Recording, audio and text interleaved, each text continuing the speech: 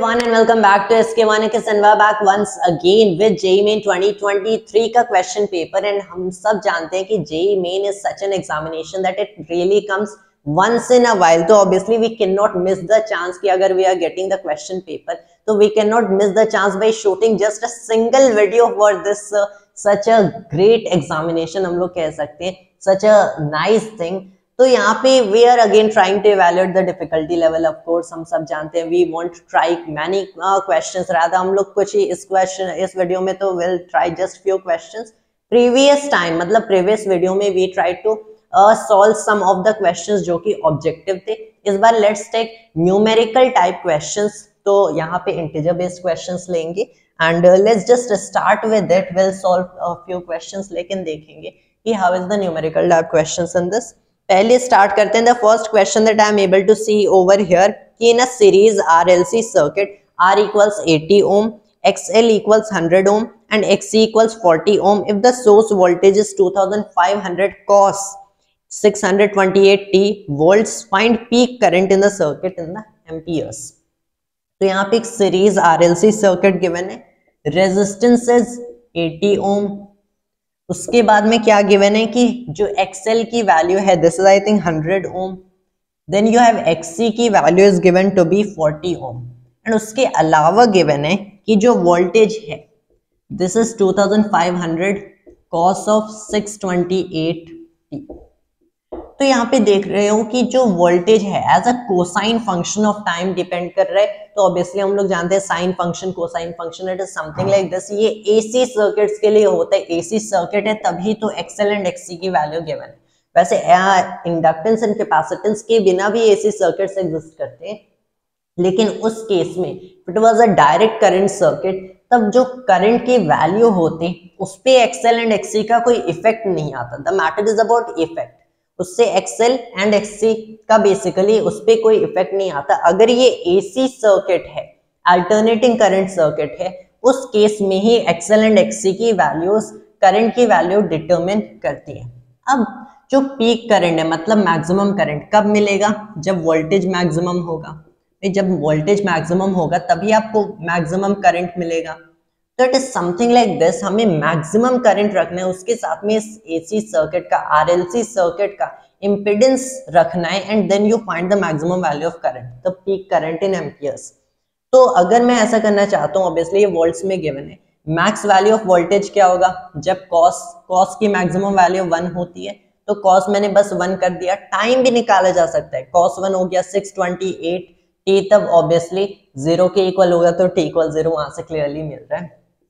तो यहाँ पे अगर मैंने देख लिया कि 2500 शुड बी द वैल्यू जो कि मैं वोल्टेज की पुट कर रहा हूँ, then now let's get on to it कि जो मैक्सिमम करंट होगा it will be clearly maximum voltage divided by में इम्पीडेंस। इम्पीडेंस कैसे निकलेगा, direct formula Z equals under root कर दिए 80 का स्क्वायर, इसको ऐड करेंगे बाय XL माइनस XC का whole square, so it is 100 minus 40 का स्क्वायर।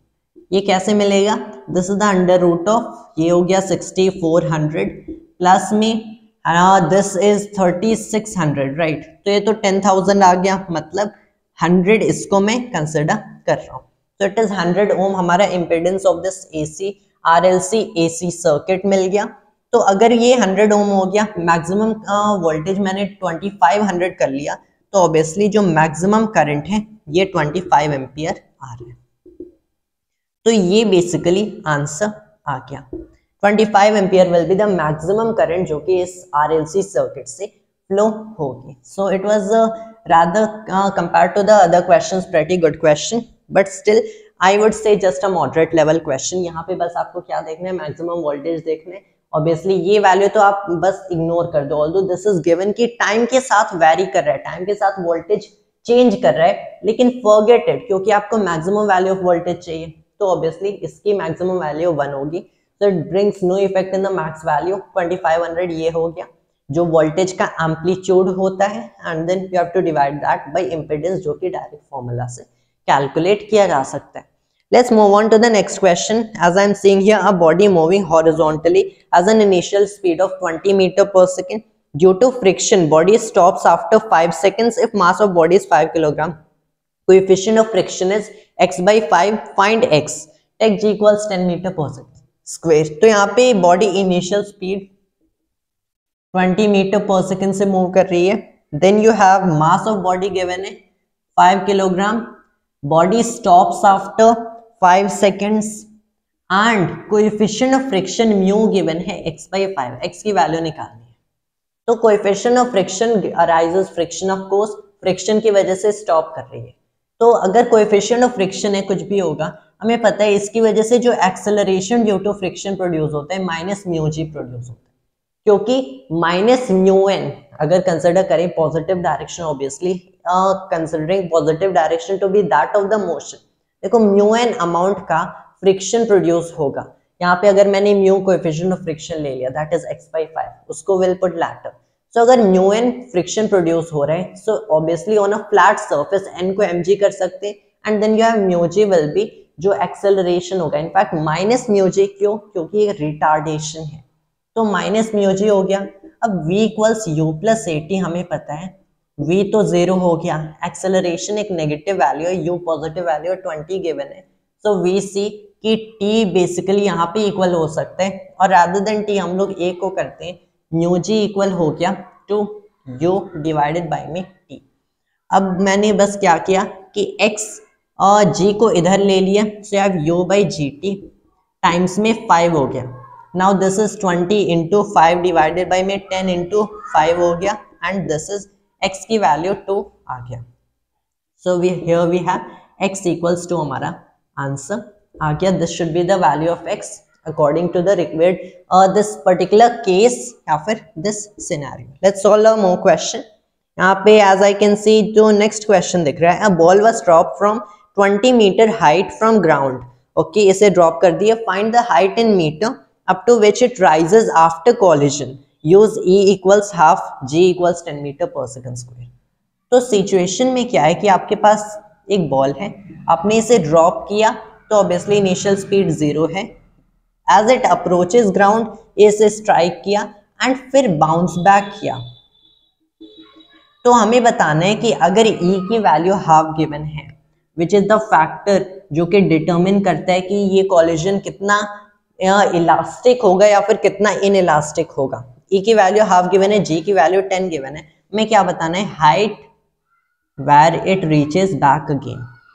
तो इसे मैं h डैश बोल देता हूँ। पहले हाइट ये थी h जिसे ड्रॉप किया गया, फिर you have height h dash. तो अब अगर e की वैल्यू हाफ गिवन है, यू नो जो v डैश होगा, जिस एंगल्स जिस बेसिकली स्पीड से अब ये वापस जा रहा है, पहले तो इसने इस ग्राउंड को अप्रोच किया विद स्पीड v जो कि इजिली h पे डिपेंड करती है, then it goes away from the ground with what speed? with e times v।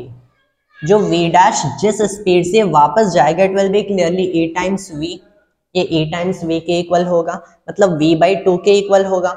so if you consider this way, हमें पता है जो h dash होगा, it is clearly, इसे मैं v dash का स्क्वायर बाई में 2g कर सकता हूँ। क्यों कर सकता हूँ? क्योंकि अब we can consider it as such an independent case कि v डैश से इसे ऊपर फेंका गया, ऑब्वियसली ग्राउंड से स्ट्राइक करेगा, ग्राउंड इस पे फोर्स एक्सर्ट करके इसकी स्पीड को ऊपर के डायरेक्शन में कर देगा, वेलोसिटी को।